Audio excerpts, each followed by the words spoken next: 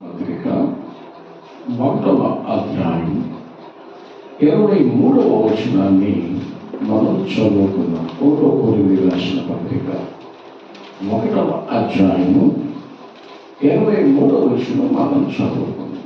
అయితే పాత వచనం కావచ్చు కానీ కొత్త విషయాన్ని మనం ధ్యానించాం. అయితే నేను సిలువ వేయబడిన క్రీస్తును ప్రకటించుచున్నాను. అందరి మాటతో చెప్పండి. అయితే మేము సిలువ వేయబడిన క్రీస్తును ప్రకటించుచున్నాము. మరొకసారి, అయితే మేము సిలువ వేయబడిన క్రీస్తును ప్రకటించుచున్నాము. దేవుని వాక్యాన్ని ధ్యానించాం. అపొస్తలుడైన పౌలు కొరింథీ సంఘంలో ఈ మాట తెలియజేస్తున్నాడు. నేను సిలువ వేయబడిన క్రీస్తును ప్రకటిస్తూ ఉన్నాను.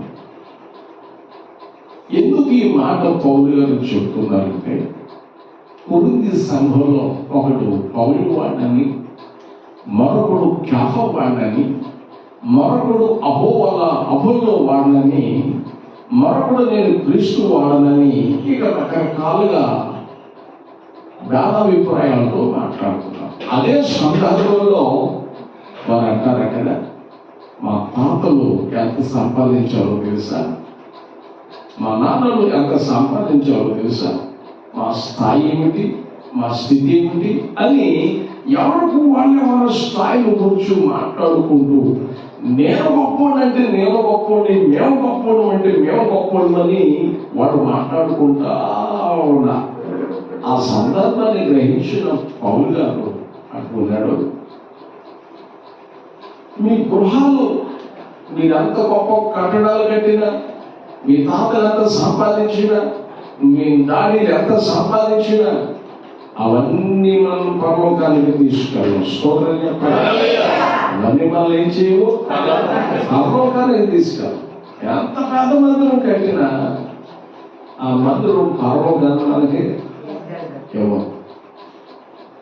ఎన్ని ఎకరాలు సంపాదించినా ఆ ఎకరాలు మనకి పరలోకం. నువ్వు ఏ స్థాయిలో ఉండు, ఏ స్థితిలో ఉండు, నీ స్థితి స్థాయి పరలోకంలోనే ఇవ్వం. అయితే వాక్యం సెలవిస్తుంది, సిలువ వేయబడిన క్రీస్తు నేను ప్రకటిస్తూ ఉన్నాను. ఎందుకొరకు సిలువ వేయబడ్డాడు ఆయన, దేని కొరకు సిలువ వేయబడ్డాడు ఆయన అని విషయాలన్నీ తెలియజేస్తున్నాను. అసలు సిలువ ఎవరిని వేయాలి? రోమా ప్రభుత్వంలో, రోమా శాఖలో ఒక ఆచారం. అదేమిటంటే, ఒక చట్టం, తప్పు చేసిన వాడు, నేరం చేసిన వాడు సిలువ వేయాలి. ఏం చేయాలండి? సిలువ వేయాలి. కానీ పిలాతు గారు చక్కని మాట మాట్లాడతారు యేసు ప్రభు వారిని చూసి. దయచేసి ఆ మాట చదువుకుంటూ కాస్త వాక్యంలో ముందుకు వెళ్దాం. లూకా సువార్త 23వ అధ్యాయం, లూకా సువార్త 23వ అధ్యాయం 4వ వచనం మనం చదువుకుందాం. పిలాతు ప్రధాన యాజకులతో జనసమూహములతోనూ ఈ మనుషుని అంటే యేసుక్రీస్తును చూపించి, యేసుక్రీస్తుని యందు నాకు ఏ నేరమును కనబడలేదని నేను. స్తోత్రం చెప్పండి. హేరోదు యేసు ప్రభువును పరీక్షించాడు కానీ హేరోదుకి ఏ నేరము దొరకలేదు. యేసయ్య పిలాతు దగ్గరికి పంపించాడు. పిలాతు కూడా యేసు ప్రభువు ఏం కనబడలేదండి, ఏ నేరము కనబడాలి. నేరము లేని యేసు ప్రభు మరి సిలువ దాకా ఎందుకు వచ్చాడు అని అంటే బైబిల్లో రాయబడింది, అక్కడున్న జనులు, ప్రజలు అసూయ చేత ఆయనను అప్పగించారు. ఆయనను సిలువ వేయాలి అని రకరకాలుగా కేకలు వేస్తా ఉన్నారు. అయితే యేసు ప్రభువు ఈ నేరము లేదు, ఏ పాపము లేదు. వాక్యంలో రాయబడింది, సర్వ మానవాళి మనుషుల కొరకు ఓ మహాపరిశుద్ధుడు చనిపోతాడు, ప్రాణం అర్పిస్తాడని వాక్యంలో కూడా, యోహాను సువార్తలో కూడా ఆ రోజు ప్రధాన యాజకుడైన కయాప మాట్లాడుతూ జరుగుతుంది.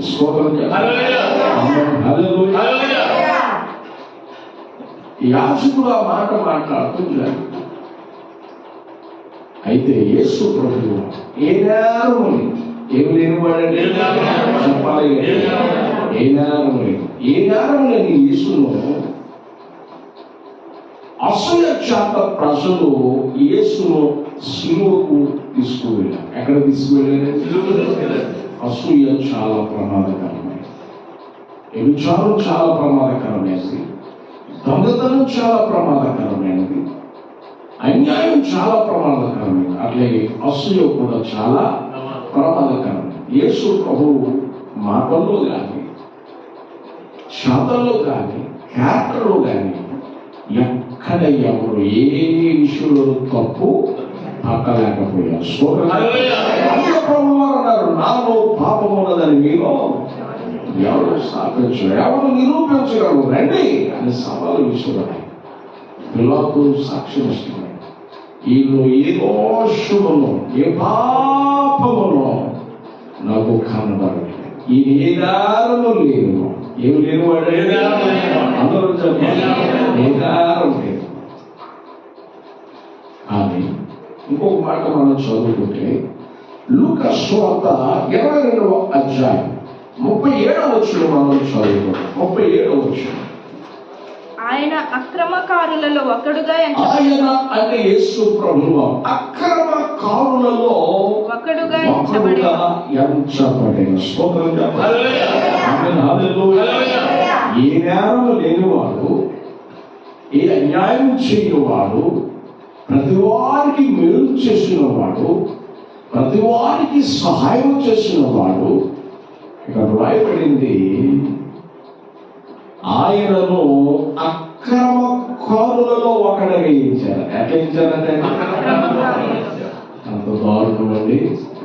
సక్రమమైన యేసయ్యని అక్రమమైన వ్యక్తిగా లోపం తీర్చిదిద్ది. నేను మాట చెప్పనా, ఆయన రకరకాల చిత్రహింసలు చేశారు, కానీ నోరు తెరవలేదు. ఏం చేయలేదండి? నేను అంటాను, నోరు ఉన్నవాడిదే రాజ్యం, రమణీయం చేసిన వాడిదే రాజ్యం, మాటకారులదే రాజ్యం. మన మధ్య నేను యూట్యూబ్లో చూసి మాటలతో అమ్మేస్తున్నాడు. ఆకుకూరలు ఏం చేస్తున్నాడండి? మాటలతో అమ్మేస్తున్నాడు. పూలు కూడా మాటలతో అమ్మేస్తున్నాడు. ఆ మాటలు, నీ మాటలు ఆకర్షిస్తున్నాయా, నీ మాటలతోనే మేము కొనేస్తున్నామయ్యా అంటారు.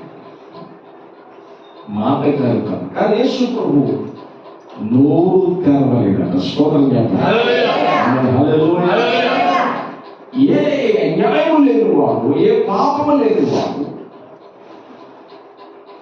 ఏ చక్కటి సంబంధమైన క్రియలు లేని యేసు అక్రమకారులలో ఒకటిగా ఇచ్చారట. ఎందుకని అంటే ఈ ప్రజలందరూ యేసయ్య పట్ల అసూయపడ్డారు. ఏమయ్యారండి? అన్నారు చెప్పాలి. ఈ ప్రజలందరూ ఏమయ్యారండి? యేసయ్య పట్ల అసూయపడ్డారు. అసూయ చాలా ప్రమాదకరం.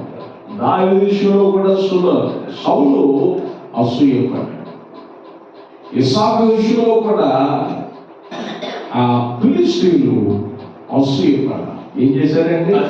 అసూయపడ్డారు. అట్లాగే నీకంటే బాగా బ్రతికే వ్యక్తిని చూసుకొని వాళ్ళకి ఎట్లా జరుగుతుందో నాకు ఎందుకు జరగట్లేదు అని అసూయపడ్డారు. వాళ్ళు ధరిస్తున్న వస్త్రాలు బాగోని, మేము ధరించి వస్త్రాలు ఏంటి ఎట్లా ఉన్నాయి, అసూయపడకు. వాళ్ళకి ఎట్లా జరుగుతుందో మాకు జరగట్లేదు, అసూయపడకు. అసూయ ప్రమాదకరమే. స్తోత్రం చెప్పండి. ఆమేన్. హల్లెలూయా. అసూయకున్న లక్షణాలు ఏంటంటే అసూయకున్న లక్షణాలు ఏంటంటే నీ విలువను తగ్గిస్తుంది, నీ పరపతిని తగ్గిస్తుంది. ఏం చేస్తుందండి? అందరూ చెప్పాలి.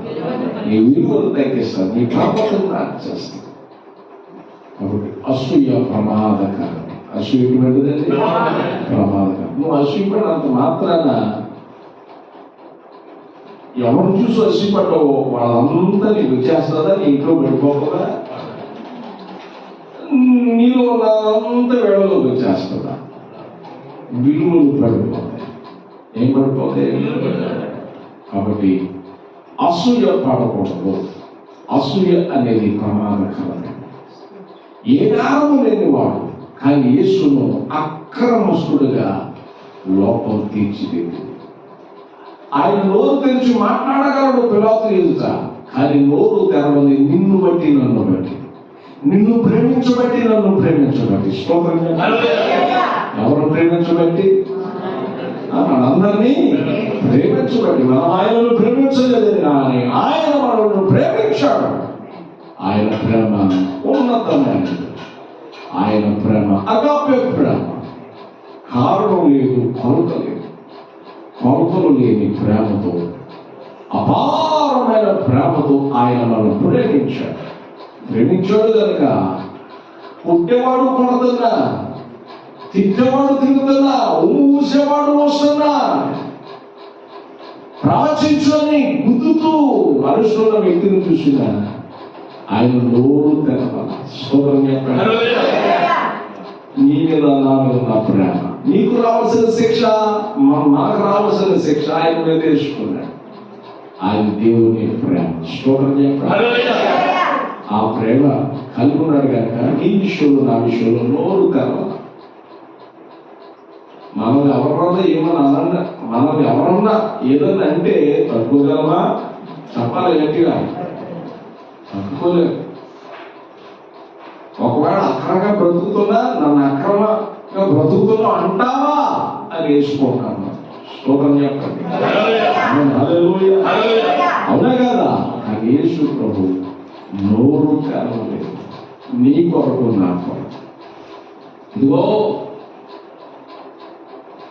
నోరు తెరవని కారణం ఏంటంటే ఆయన ప్రత్యేకంగా బ్రతికలు మనం బ్రతకమన్నాడు. దయచేసి ఆ మాట కూడా మనం చదువుకున్నాం. చూద్దాం. హెబ్రీయులకు రాసిన పత్రిక 7వ అధ్యాయం 26వ వచనం మనం చదువుకున్నాం. హెబ్రీయులకు రాసిన పత్రిక 7వ అధ్యాయం 26వ వచనం. హెబ్రీయులకు రాసిన పత్రిక 7వ అధ్యాయం 26వ వచనం. పేజీ నెంబర్ చెప్పండి. 204 పేజీ నెంబర్. న్యూ టెస్టమెంట్ ప్రార్థన నిబంధన. హెబ్రీయులకు రాసిన పత్రిక 7వ అధ్యాయం 26వ వచనం. పవిత్రుడును నిర్దోషియు నిష్కల్మషుడు పాపులను చారక ప్రత్యేకముగా ఉన్నవాడు. ఎట్లా ఉన్నవాడైనా చెప్పని గట్టిగా, చెప్పని గట్టిగా, ప్రత్యేకముగా ఉన్నవాడు. అందుకే మనలో ప్రత్యేకంగా బ్రతకమని. ఎట్లా బ్రతకమనండి? యేసు రక్తములో కడగబడిన మనము, యేసయ్య శుద్ధిగా మార్చబడిన మనము ప్రత్యేక జీవితాన్ని జీవించాలి. అట్లా అన్నానని చెప్పి ఇంట్లో మీ సొంత ఎవరు తాక్కోకుండా, మీ వస్త్రం ఎవరు పట్టుకోకుండా, మీ టవల్ ఎవరు పట్టుకోకుండా, అది కాదమ్మా నీ తెలివితేటలు. స్తోత్రం చెప్పండి. హల్లెలూయా. ప్రత్యేకత అంటే దాని అర్థం ఏమిటో నేను చెప్తాను కదా. పేడము ఎక్కడ ఉంటుంది? పేడలో ఉంటుంది. పేడ ఇద్దా చెప్పాలి ఏంటి? పేడ అవ్వదు. అట్లాగే లోకమనే పేడలో మనం ఉన్నాం. మనం ఏమంటించుకోకూడదు. ఎన్నిసార్లు మా మొఖాలు పేడ అయింది. స్తోత్రం చెప్పండి. హల్లెలూయా. మనం ఎన్నోసార్లు పేడ పడతామంటే ఎన్నోసార్లు తేడా అవుతాం. పేడ పురుగు పేడలో ఉండదు కదా, దానికి పేడ కాదు. అట్లాగే సముద్రంలో నీరంత ఉప్పే. సముద్రంలో చేపల్లో ఉప్పు ఉండదు. ఏముండదండి? లేదు పాస్టర్ గారు, నేను సముద్రం నుంచి తీసుకొచ్చానండి, ఇందులో ఉప్పే అవసరం లేదు, అట్లా ఉంటేస్తానంటే ఇంట్లో రకరకాల తేడాలు వస్తాయి. తినేటప్పుడు. స్తోత్రం చెప్పండి. హల్లెలూయా. ఉప్పు లోపమే కానీ దానికి ఉప్పు మాత్రం అట్లాగే లోకమనే ఉప్పు అనే లోకంలో మనం ఉండొచ్చు కానీ చేపలాగా మనలో ఉప్పు అంటే లోకం ఉండనే ఉండకూడదు. స్తోత్రం చెప్పండి. అదే తామర పుష్పం, తామర చెట్టు, తామర పుష్పం ఎక్కడి నుంచి వస్తుంది? మరి యొక్క నల్లించడం దేవుడు మీకు దేవుడు దీవించుకుంటాక. స్తోత్రం చెప్పండి. ఎక్కడి నుంచి వస్తుంది? అది బురద నుంచి వస్తుంది. అవునా? బురద నుంచి వస్తుంది. బురద నుంచి. కానీ అది బురద నుంచి పైకి వచ్చిన తర్వాత ఆ పువ్వు కానీ ఆకు కానీ బురద ఉంటుంది. ఆ నీళ్లు పైన మనం చూస్తే ఎట్లా ఉంటుంది? అది చాలా స్వచ్ఛంగా కనపడుతుంది. అవునా కదా? అసలు ఎట్లా పోసిన అట్లాగే అట్లా ఉంటాయి. అలాగే లోకమైన బురదలో మనం ఉండొచ్చు కానీ మనకు మాత్రం ఏం కాకూడదు. అది ప్రత్యేకత. అంటే నా సొప్పు ప్రత్యేకత, నా ప్లేటు ప్రత్యేకత, అమ్మా నా కుర్చీ ఎవరు తాకొద్దు, నా ప్లేస్ ఎవరు తాకొద్దు అని ఆనందవుతారు. అది ప్రత్యేకత కాదు. ప్రత్యేకత అంటే మలినాన్ని అంటించుకోకుండా బ్రతకడం ప్రత్యేకత. యేసు ప్రభువు శ్వాసనగా బ్రతికాడు. మనలో మన వల్లే నడిచాడు. ఆయన అడుగు జాడలు మన కొరకు ఉంచి వెళ్ళాడు. ఆయన కానీ పాపానికి చోటు ఇవ్వలేదు, అపవాదికి చోటు ఇవ్వలేదు. మనం దేనికి చోటిస్తాం? ఎన్నిసార్లు పాపాలను చోటిస్తాము, ఎన్నిసార్లు రకరకాల వాటిని మనం చోటిస్తాము. సాతానికి చోటివ్వద్దు, పాపానికి చోటివ్వద్దు. మనం ప్రత్యేకంగా మనం బ్రతకడం. ప్రత్యేకంగా బ్రతకడం అంటే మలినము అంటించుకోకూడదు, పాపము జోలికి మనం పోకూడదు. పాపంతో రక్తము కారునంత మట్టుకు మనం ఏం చేయాలి? పోరాడాలట. స్తోత్రం చెప్పాలి. పాపము ఎట్లా పోరాడాలట? రక్తము కారునంత మట్టుకు మనం పోరాడుతున్నామా? పాపాన్ని అంటించుకుంటున్నామా? పాపాన్ని అంటించుకోవడానికి ఏమంటే ఒక మనిషి జీవితాన్ని కట్టుకోవడం చాలా కష్టం. పడగొట్టుకోవడం అంటే చాలా ఈజీ అండి, చాలా ఈజీ. ఇక్కడ విషయం అక్కడ చెప్పడం, అక్కడ విషయం ఇక్కడ చెప్పడం. నోరు దొరద, ఏం దొరద? నోరు దొరద. మనం ఆ గ్యాస్ అక్కడ వదిలేసేయాలి నోటుతో, లేకపోతే పట్టుకోలేదు. అది చాలు, మనం ఎవరు వచ్చాము.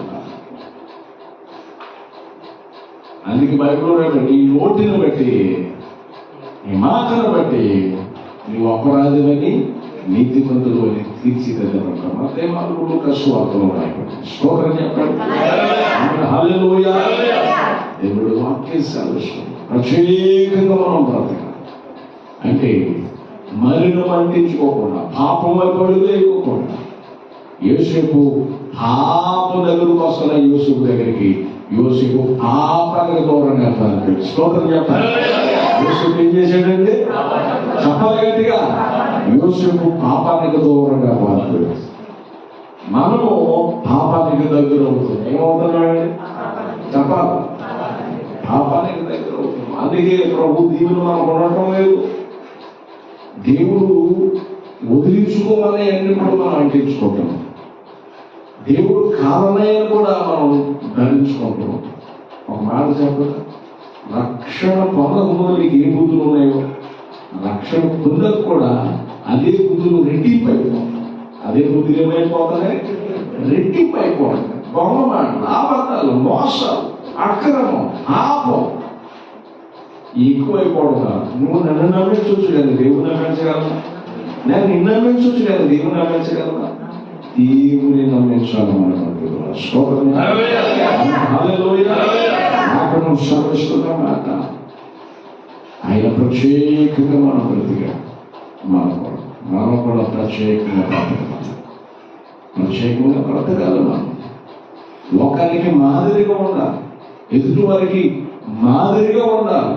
ప్రత్యేకంగా బ్రతకడం అంటే ఎదుటి వారికి మాదిరిగా ఉండాలని దేవుడు తెలియజేశాడు.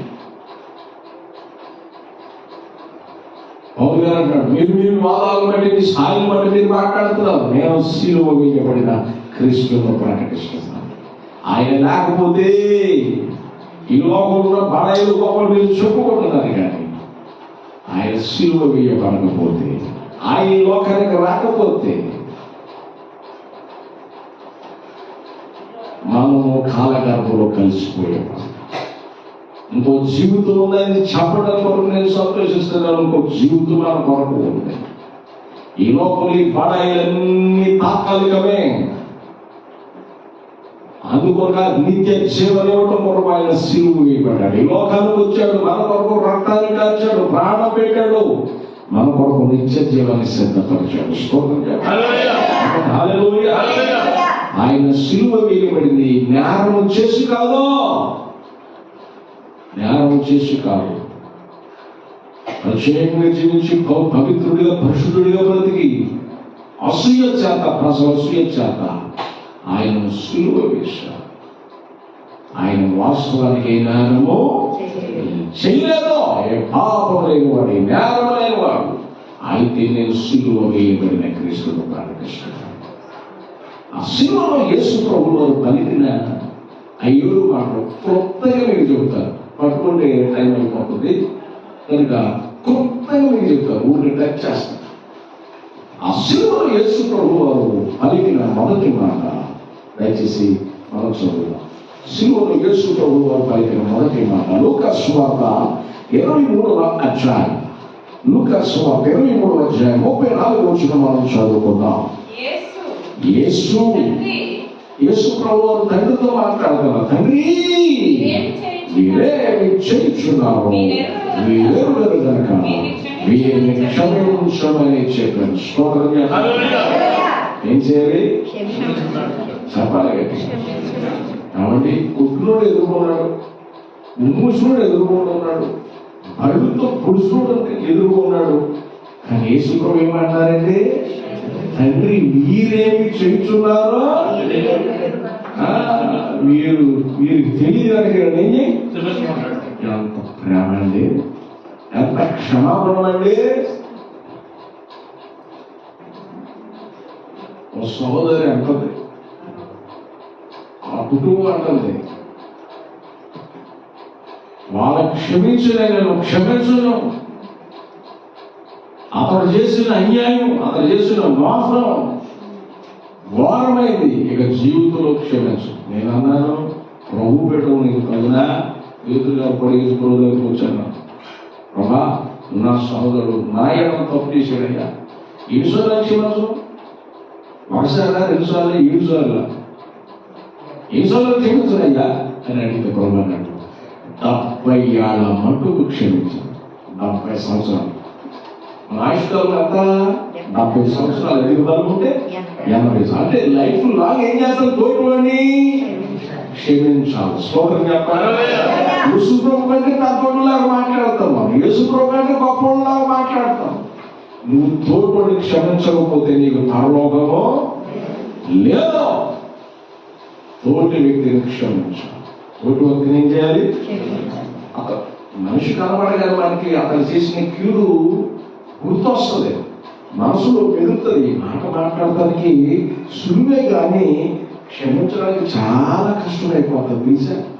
కీడు చేసినప్పుడు కారణం కాకుండా కీడు చేసినట్టు క్షమించాలంటే చాలా కష్టం. ఒకసారి ప్రార్థన కూడా రాదు, ఒకసారి తనుకోవడం ప్రార్థన, ప్రభా నాయన నాయన ఈయనట్లా చేసింది నాయన, కారణం కాకుండా ఎట్లా ఆడుతుంది నాయన, కారణం ఉంటే అనొచ్చు. ఎట్లా ఈ జీవితంలో కారణం క్షమించలేదు అనుకో. నేనే క్షమించను, క్షమించడానికి అంత. యేసు ప్రభు స్థానంలో సిలువలో ఒక ఉదాహరణ చెప్తున్నాను. ఆ సిలువలో నీవు నేను ఉంటే బళ్ళు పొడిచేవాడు, బళ్ళు తీసుకుని పొడిచేవాడు వస్తాం కదా, మనం ఏమైనా వాళ్ళు ఆగరా అవడానికి వస్తాం లేదా? కానీ యేసు ప్రభు ఏమల్ల నోరు తెరవ స్తోత్రం చెప్పండి. ఇంకోసారి కూడా సార్ నేను దిగొచ్చానంటే నేను చూస్తాను. అవునా కదా? చెప్పండి గట్టిగా. ఖచ్చితంగా అట్లా మాట్లాడేవాళ్ళం అని యేసుకు మహాప్రేమ. తండ్రి మీరు ఏం చేస్తున్నారో మీరు ఎరుగరు కనుక వీరిని క్షమించే తత్వాన్ని మనం నేర్చుకున్నాం. డాక్టర్లు కానీ, యాక్టర్లు కానీ, మాస్టర్లు కానీ, ఈరోజు మాస్టర్ ఎవరైనా సరే యేసు ప్రభుని గొప్పతనం చెప్తూ ఉంటారు. ఏమంటారు సార్? యేసు ప్రభులో గొప్పతనం క్షమించేవారు. యేసు ప్రభు శిలువలో వేలాడుతున్నాడు. ఆకాశానికి భూమి మధ్యలో బాగా శ్రమలో ఉన్నాడు. అప్పటికే ఆయన శరీరం భూమి నాగడి చేత దున్నబడినట్టుగా దున్నబడింది. అంత శ్రమలో ఉండి తండ్రి ఏం చేస్తున్నారో ఎంత దయామయుడండి, ఎంత ప్రేమ, ఎంత క్షమించాడు. ఆ తత్వాన్ని మనం అలవర్చుకోవాలి. అది మనం నేర్చుకోవాలని ప్రభు మాట్లాడుతున్నాడు. నీ తోటి సహోదరుని క్షమించు. నీ తోటి సహోదరుని ఏం చేయాలి? క్షమించాలి. అతను చేసిన కీడు మనకి గుర్తు రావచ్చు, కానీ హృదయపూర్వకంగా నువ్వు క్షమిస్తే నీ హృదయం తేలిపోయింది. సోదరు చెప్పాలి, హృదయం అంతా ఏదో జయించినంత సంతోషం. తోటి వ్యక్తిని క్షమించే తత్వాన్ని కలవడం అని ప్రభు మొట్టమొదటి మాటలు మాట్లాడారు. అంటే వీరేం చేయించున్నారు? వీరేం కనుక వీరిని క్షమించు. అది మనము కూడా నేర్చుకోవాలి. క్షమించే తత్వాన్ని కలగొండాలి. రెండో మాట లూకా సువార్త 23వ అధ్యాయము 43వ వచనంలో మనం చదువుకుంటే, అందుకైన వారితో అంటే నేడు నీవు నాతో కూడా పరదేశంలో ఉందని నిశ్చయముగా నీతో చెప్పుచు. అంటే యేసు ప్రభువు వారు ప్రక్కన కుడి ప్రక్కన ఎడమ ప్రక్కన ఇద్దరు దొంగలే శిలువలో వేలాడేశారు. యేసు ప్రభువు వారు మధ్యలో ఉన్నారు. ఒకడు అంటాడు, యేసు ప్రభువా నీవు రక్షించుకుని మమ్మల్ని రక్షించవచ్చు కదా, నువ్వు ఎన్నో గొప్పగా ఏం చేసావు కదా వినాలే, ఎన్నో అద్భుతాలు చేసావుగా వినాలే, నువ్వు రక్షించుకొని మమ్మల్ని రక్షించవచ్చుగా. వీడు పాత స్వభావం కలిగినోడు. ఆ శిక్ష వెయ్యబడినా వీడు గుణం మారలా. ఒక్కొక్క వంకరన్నట్టుగా మనోడు గుణం ఏంటి? వంకర. రెండో వాడు అంటాడు, శీఘ్రడా శిలువు మీద ఈ స్థితికి మనం ఎందుకు వచ్చాం? ఆయన ఏ పాపం లేని వాడు. ఆయన శిలువు వేయబడ్డాడంటే ఆయన చూసి బాధపడాలరా? నువ్వు నేను శిలువు వేయబడ్డామంటే మనం తెలుసు తప్పుడు బాధ అంటే నీకు తెలుసు, నాకు తెలుసు. ఆయన చూసి నువ్వు సిగ్గుపడాలి. కానీ తలెత్తు మాట్లాడుతున్నామాట నువ్వు సిగ్గు లేనివాడు అని వాటిని కనిపిస్తుంది. స్తోత్రం చెప్పండి. కొంతమంది అంతే కదా, చేసే తప్పును కప్పిపెట్టి ధార్మికాన్ని ప్రదర్శిస్తూ ఉంటాం. దేవుడు మీరు ఆలోచించండి. సిగ్గుపడవలసిన విషయాలు సిగ్గుపడకోకుండా వాటి విషయం ఏం చేస్తాడు మనోడు? ఆశ్చర్యం. గర్వంగా మాట్లాడుతున్నాడు. ఏమంటే గర్వం చాలా ప్రమాదకరమైనది. గర్వం ఎటువంటిది? నెబుకద్నెజరు గర్వం కలిగి ఉన్నాడు. దేవుడు ఏం చేశాడు? గర్వాన్ని అణచి గద్దె దించి గడ్డి వేయించాడు. స్తోత్రం చెప్పండి. గర్వంగా నటించు వారిని దేవుడు చూస్తాడు. ఆయన చేస్తాడు. ఏం చేస్తాడండి? చెప్పాలి గట్టిగా. నేను ఒక వాక్యం విన్నాను, నిజమే కదా. ఫరో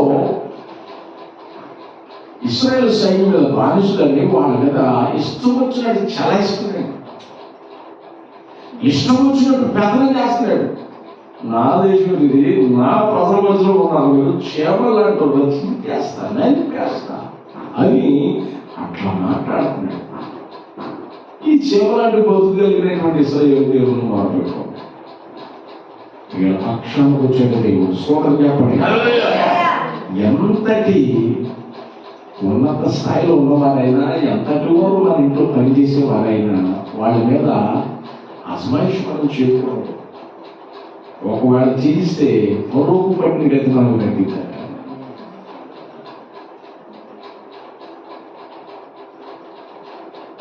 తప్పును తప్పుగా ఖండించు, ఒప్పును ఒప్పుగా ఖండించు. కానీ దుర్మార్గంగా ఫరోలాగా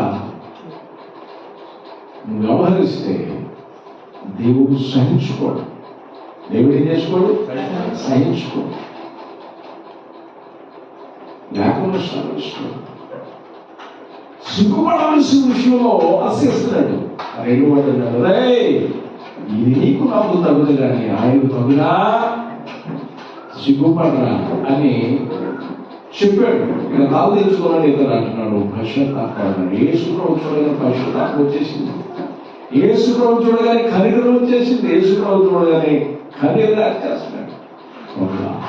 నేను తప్పులో ఆయన, నన్ను క్షమించిన ఆయన, ఇవో ఈ వాక్యం విన్నాను, ఆ మాటలు నా హృదయం వెదులుతున్నాయి, నేను చూసాను ఈ మాటలు నా హృదయం వెదులుతున్నాయ్యా. కాబట్టి ఇదిగో నీ రాజ్యంలో నేను దొరవాడినే, పశ్చాత్తాపం చేసి పనులు పెట్టి నీ రాజ్యంలో జ్ఞాపకం చేసుకుంటావా అని రెండోసారి అడిగినప్పుడు ప్రభు అన్నాడు, నేనే నువ్వు నాతో కూడా భారతదేశంలో ఉంటా. స్తోత్రం చెప్పండి.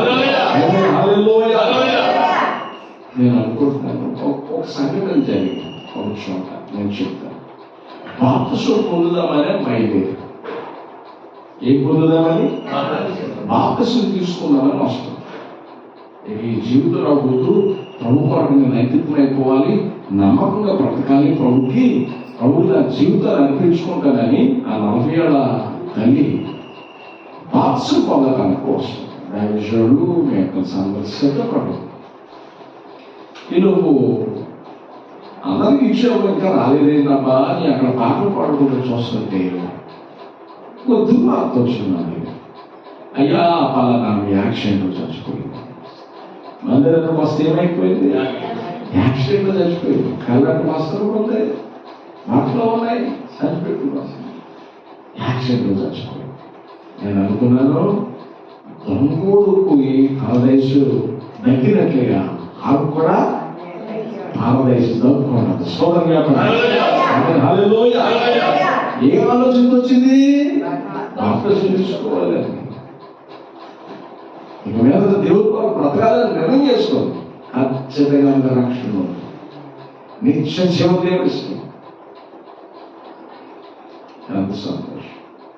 దేవుడు బిడ్డలారా, రెండో దాకా పశ్చాత్తాపడ్డాడు, సిగ్గులో సిగ్గుడు చేయకుండా వచ్చాడు, బాధ చేశాడు. ఇక అక్కడి నుంచి దేవుడు బిడ్డలారా, మీరు ఆలోచించండి, అతడు దేవుని వేడుకున్నప్పుడు నేడు నాతో కూడా పారదైసులో ఉంటాడు. స్తోత్రం చెప్పండి. ఆమేన్, హల్లెలూయా. హల్లెలూయా. నేడు నువ్వు నాతో కూడా పారదైసులో ఉంటావని దేవుడు తెలియజేశాడు. దేవుడు ప్రేమ కలిగిన పశ్చాత్తాపడు మనం వదిలిపెట్టనే అది మనము కూడా పశ్చాత్తాపం కలిగి జీవించాలి. మూడవ మాట యోహాను సువార్త 19వ అధ్యాయం 26-27 వచనాలు మనం చదువుకున్నాం. యేసు తన తల్లియు తాను ప్రేమించిన శిష్యుడును దగ్గర నిలుచుండుట చూచి, అమ్మా ఇదిగో నీ కుమారుడు అని తన తల్లితో చెప్పెను.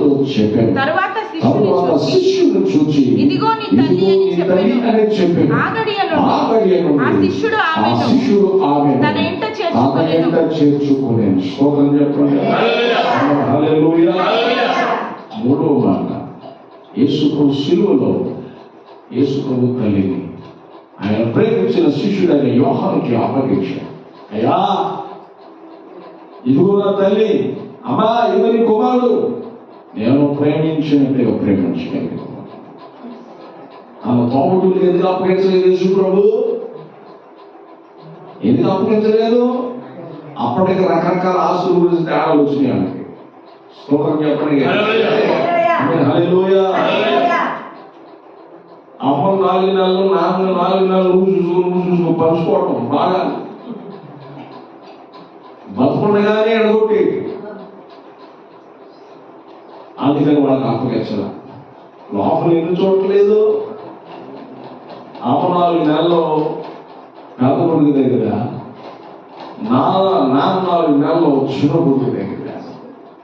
బాగా చేసుకోవాలంటే కన్న తల్లిదండ్రులు అంత దుర్మార్గ చర్య. తోడుని ప్రేమించే తత్వాన్ని కలుగునడు కనుక యోహానికి దేవుడు అప్పగించాడు. నేను వారిని పొరుగు అని ప్రేమించు. ఏం చేయాలండి? నేను వారిని పొరుగు అని ప్రేమించాలి. కనబడిన మనిషిని ప్రేమించకపోతే కనబడిన దేవుని ఎట్లా ప్రేమిస్తావు? అందుకే ప్రేమ కలుగు, ప్రేమ గొప్పది, అది స్థిరంగా నిలిచే. స్తోత్రం చెప్పండి. హల్లెలూయా. యోహాను ప్రేమ కలిగి, యోహాను ఏం కలిగిన వాడండి? అందరూ చెప్పాలి. నేనే తినాలి, నేనే మలుచుకోవాలనుకున్నవాడుగా. దేవుడు అప్పగించిన బాధ్యత, దేవుడు అప్పగించిన పని నమ్మకంగా చేసేవాడు. ఏం చేసేవాడండి? చెప్పాలి గట్టిగా. మెప్పు కలిగి, జనాలు మెప్పు కొరకు ఏది చేయలే యోహాను, దేవుని మెప్పు కొరకు చేశాడు. స్తోత్రం చెప్పండి. హల్లెలూయా. దేవుని మెప్పు కొరకు చేశాడండి. దేవుడు మెచ్చుకున్న వాడి యోగ్యుడు, ప్రేమ కలుగున్నాడు. ఒక మాట చెప్పనా, మన సంఘాలు సరి ఎవరైనా కొత్తలు వచ్చారనుకో, ఏ కులం ముందు కులం అడుగుతుంది. అది ముఖ్యమా? యేసుప్రభు అది నేర్పాడా? కులాలు ఇక్కడ పని చేయకూడదు, దేవుని ప్రేమ పని చేయాలి. స్తోత్రం చెప్పాలి. హల్లెలూయా. ఏం పని చేయాలి మన మధ్యలో? దేవుని ప్రేమ పని చేయాలి. దేవుని ప్రేమ మనకు. అందుకే యోహాను యేసు ప్రభులాగా చూసుకున్నాడట. యేసయ్య కలిగి బ్రతుకున్నంత వరకు, అతను బ్రతుకున్నంత వరకు, యేసు ప్రభు కలిగి బ్రతుకున్నంత వరకు ఎన్నడూ ఏ లోటు రాకుండా చూసుకున్నాడట. కాబట్టి యేసు ప్రభు ఏమన్నా శిష్యులకు చుట్టనా? యేసు ప్రభు తల్లేమన్నా యోహానుకు చుట్టనా? కాదు. కానీ దేవుని ప్రేమ గొప్పది, దేవుని ప్రేమ గొప్పది. దేవుని ప్రేమతో ఒకరినొకరు ప్రేమించుకోవాలన్నాను. సోదరు చెప్పండి. దేవుని ప్రేమ వారు ఏం చేస్తారో మనం ఒకరినొకరు గౌరవించుకోవాలి, ప్రేమించుకోవాలి. ఇప్పుడు మీరెవరో నేనెవరు, నీ పక్కన వాళ్ళు ఎవరో నీ పక్కన వాళ్ళు ఎవరు. కానీ దేవుని ప్రేమ. ఇప్పుడు సంఘంలో ఎవరికైనా చాలా కొంచెం అనారోగ్యం వచ్చింది అనుకోండి, మేమేం చేస్తామో తెలుసా? నువ్వు బాగుపడేంత వరకు, మంచిగుండేంత వరకు మేము ప్రార్థన చేస్తాము. నీకు నాకు ఏ మధ్య ఏ విధమైన బాధం ఉంది? ఏ బాధం లేదు. యేసు ప్రేమ తప్ప. మీరు అందరూ సమస్యలు చెప్పుకుంటారు, మీరు మర్చిపోవచ్చు. కానీ మేమేం చేయము, మర్చిపో. ఈ సమస్యల కొరకు ప్రార్థన చేస్తాం. ఎవరు పెట్టిన బాధం ఇది? ఎవరు చెప్పిన ప్రేమ ఇది? దేవుని ప్రేమ. యోహాను చూసారా ఎంత ప్రేమ కలుగుతారు? ప్రేమలో దేవుడు నేర్పాడు. 4వ మాట మత్తయి సువార్త 27వ అధ్యాయం 46వ వచనం.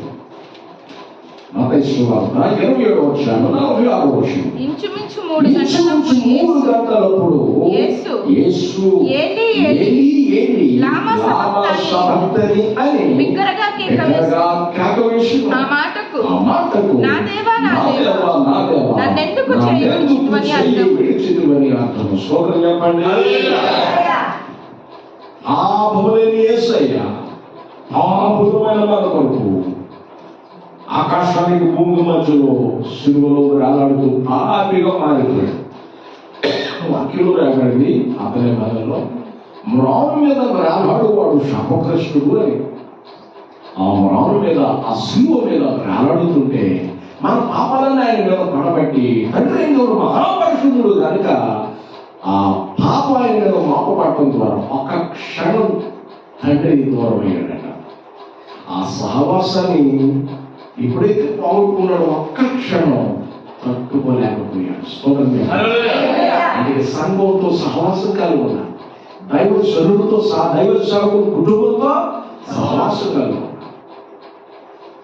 తోటి వారితో మనం ఏం చేయాలి? సంఘంలో సహవాసం కలిగి ఉండమని కదని చెప్పేసి ఆ ఫోన్ నెంబర్ తీసుకుని, ఈ ఫోన్ నెంబర్ తీసుకుని ఎవరు చూడలేదు తీసుకోకూడదు. స్తోత్రం చెప్పండి. హల్లెలూయా. హల్లెలూయా.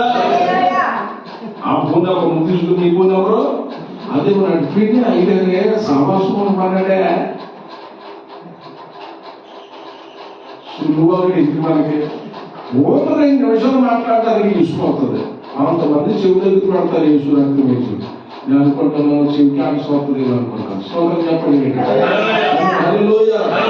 చెవి మనం తూర్పు పడిపోద్దేమో అనుకుంటాను నేను. ఓయమ్మో ఏం మాట్లాడుకుంటారు, ఏముంటాయి అంత విషయాలు. నీకు ఏదో సమస్య ఉందో అది సమస్య చెప్పు. ఒక ఆమె ఫోన్ చేసి ఒకసారి చెప్పినట్టు గుర్తు మొదలయ్యా నేనే గుర్తుపెట్టానన్నా మొదలన్నా ఏంటమ్మా నీ సమస్య చెప్పాలి. నీ సమస్య చెప్పండి. ఏమనుకున్నారయ్యా మీరు? ఏమనుకున్నారు? మా మహనడగా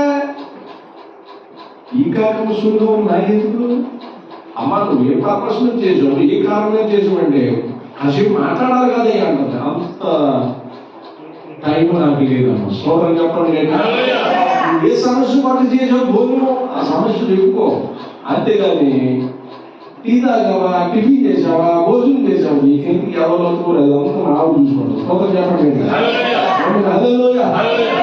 నీకెందుకో పనికి వాళ్ళు ఆలోచన చేసుకుని, పనికి వాళ్ళు మాటలు వేసుకుని సర్వంగా సొల్లేసుకోమని సొల్లుతో ఉండాలి.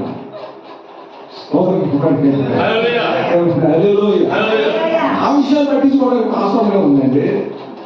మీ విషయాలు పట్టించుకోవడానికి ఎవరుందండి? మీ విషయాలు పట్టించుకోండి. భర్తలాడండి మధ్యలో ఎవడు భర్తగా స్తోత్రం చెప్పండి. సహవాసం లేకపోయేవాడికి యేసు ప్రభు అలాగిపోతున్నాడు. సంఘంతో సహవాసం తెచ్చుకోకూడదు, దేవునితో సహవాసము తెచ్చుకోకూడదు. నాకు టీవీలో వస్తుంది వాక్యం, నేను సంఘానికి రాలే, అందులో వింటానులే, అందులో నేను పాలు పొందుతానులే.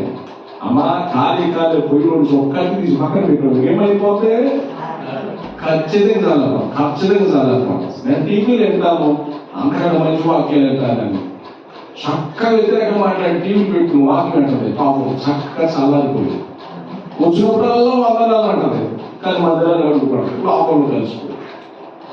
అట్లా ఎట్లా సహవాసం కలిగి ఉండాలి. దేవుడితో సహవాసం పాడు చేసుకోకూడదు. ఆయనతో ఒక క్షణ సహవాసం లేకపోగానే అల్లాడిపోయాడు. దేవుడితో నదులతో సంఘ సహవాసంలో కాకరా. అది అపోస్తలుల కార్యాలు 2వ అధ్యాయంలో రాయబడింది. సహవాసం లేకుండా ఉండాలి. స్తోత్రం చెప్పండి. హల్లెలూయా. 5వ మాట యోహాను సువార్త 19వ అధ్యాయం 28వ వచనం. అటు తరువాత సమస్తము అప్పటికి సమాప్తమైనదని యేసు ఎరిగి లేఖనము నెరవేరునట్లు నేను తప్పికొనుచున్నానెను. స్తోత్రం చెప్పండి. ఏం చేశారండి?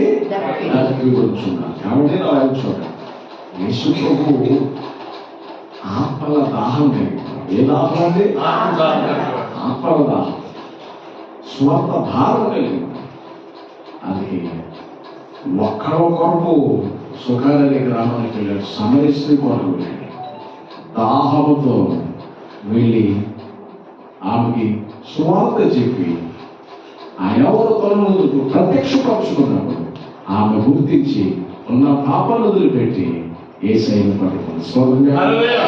యేసయ్యను హత్తుకుంది. యేసయ్యా ఉన్నాయని వదిలిపెడుతున్నానయ్యా, గొప్ప దేవుడు, ఆయన ప్రేమించు. చూసారా వాక్య సాగుతుంది. యేసు ప్రభు వారు దాహం కలిగి పనిచేశాడు. మనం కూడా నీటి పక్కన ఉన్నారు చూసారా, వాళ్ళ పక్కన దాహం కలిగి ప్రార్థించాలి. ఏం చేయాలండి? చెప్పాలి కదా, ఆత్మల దాహం. వాళ్ళని రక్షించున్నాయి, వాళ్ళకి తెలియదున్నాయి, వాళ్ళకి క్షమించున్నాయి. అంతేగాని అట్లా ప్రార్థన చేయాలి. కానీ ఎవరు తెలిసింది అంత ప్రార్థన చేసిన మారదేంటయ్యా, ఇదే ఎంత ప్రార్థన చేసిన మారనేంటయ్యా, ఇది ఉదయం కాదయ్యా, బండ కదయ్యా. రకరకాలు నాకెందుకు డైలాగులు.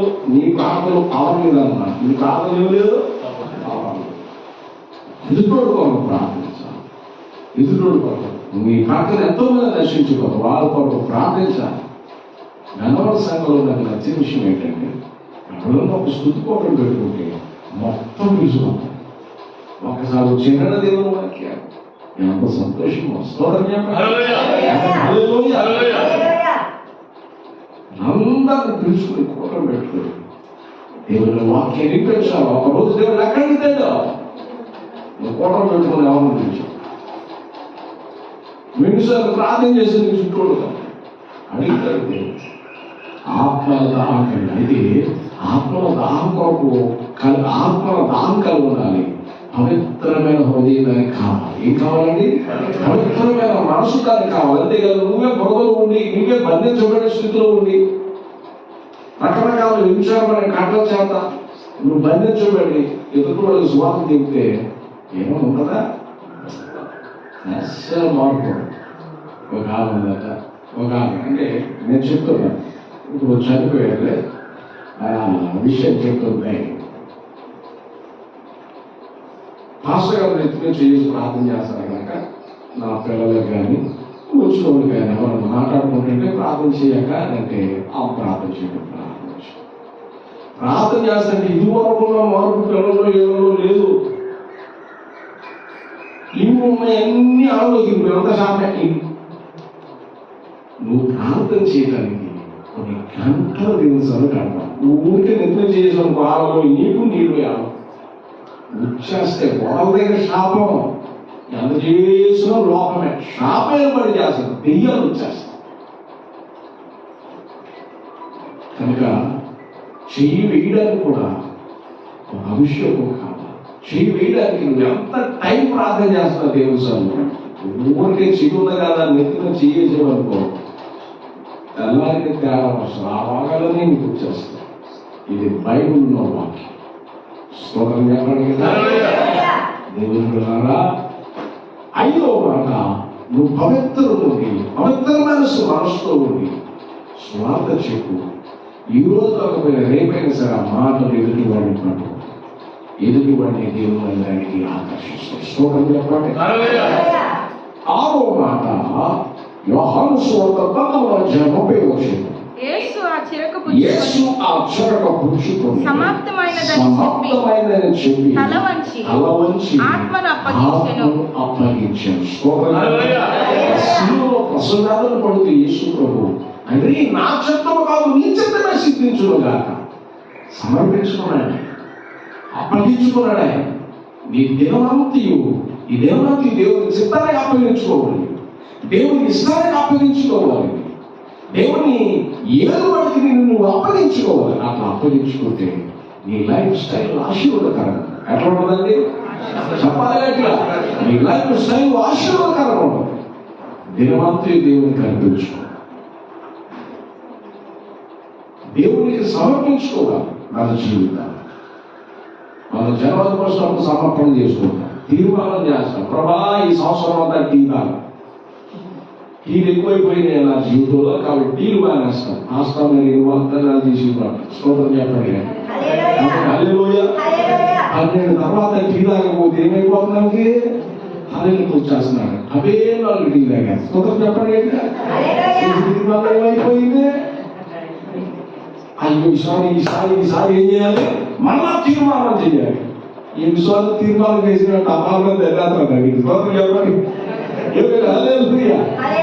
దేవుడులాగా తీర్మానం మనం ఒక సమర్పణ చేసుకోవాలి. ఈ సంవత్సరం దేవుడు కొరకు మడుగుతాను, పరిశోధిస్తాను, ఈ నెలలో ప్రార్థన చేస్తాను, ఎక్కడో ఉపవాసం చేస్తాను, ఈ లక్ష్యాలు చదువుతాను. అట్లా తీర్మానం చేసుకుని ప్రార్థన కొనసాగుతుంటే దేవుడు నీ ఆత్మ స్థితిని మెరుగుపరుస్తాడు, నీ శారీరక పరిస్థితిని మెరుగుపరుస్తాడు. స్తోత్రం చెప్పండి. సమర్పించుకో. ఏం చేసుకోవాలి?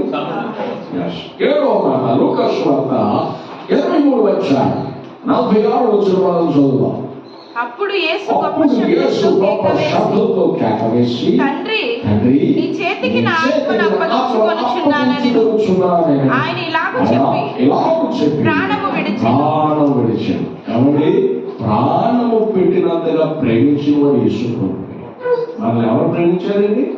యేసు. ఎంతగా ప్రేమించాడండి? ప్రాణము పెట్టినంతగా. చాలా మంది అంటారు, రే నీ ప్రాణంగా ప్రాణం అదేను నిజం చేస్తావా? ఆ టైం వస్తే పారిపోవు. స్తోత్రం చెప్పండి. ఆ టైం వస్తే ఏమైపోతామండి? గొప్పగా పారిపోతాం. అస్సలు ఫోన్ కూడా టైం స్విచ్ ఆఫ్ వేసి కూర్చోండి. అవునా కాదు? వాస్తవం మాట్లాడుతున్నాం. ప్రాణం పెడతాం మనం, కానీ ప్రాణము పెట్టినందుకు వేసే ప్రేమించాం. స్తోత్రం చెప్పాలి. మరి ప్రాణం పెట్టినందుకు ప్రేమించి నీ కొరకు ప్రాణం అర్పించాడు కదా, మరి దేవునికి నువ్వేం అర్పిస్తున్నావు? ఆమె స్తోత్రం చెప్పండి. మంచి మాట. ఏం అర్పించిన తక్కువే, ఎంత అర్పించిన తక్కువే. కానీ దేవుడు అంటాడు, లోక సంబంధమైన అన్ని పక్కన పెట్టు, నీవు నాకు అనుకోవాలని. అది దేవుడు కోరుకునేది.